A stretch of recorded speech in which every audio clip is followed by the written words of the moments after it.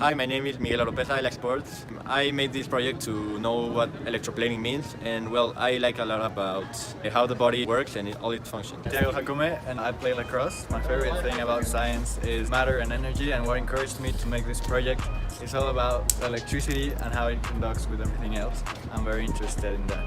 Hi, I'm Mauricio Pinille.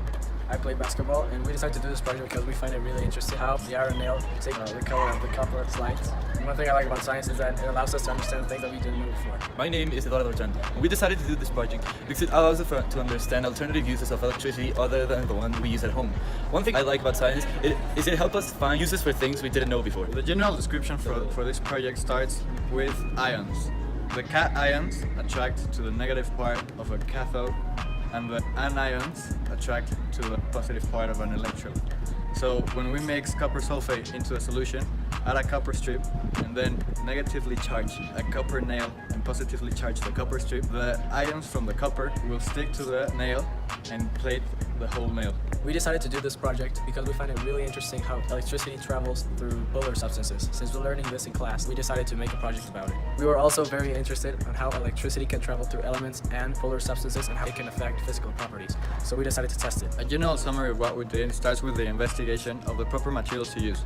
First we had to find the right copper sulfate and where to find it, and then we had to get the nail and the proper material of the nail.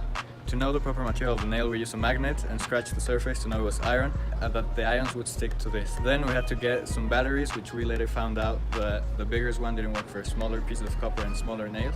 So we ended up using AAA batteries, and then some alligator clips which we connected to the batteries, to the copper strips that were inserted into the electrolyte made of copper sulfate. Well, the first time we tried to do the experiment with a big battery, so it didn't work because it was a lot of energy. But the second time we used a smaller battery and it did work. So the iron nail turned into a brownish color. So this means the copper ions will stick to the iron nail. What we expected out of this project was the copper strip to be completely decolorized and the nail to be completely colored in copper.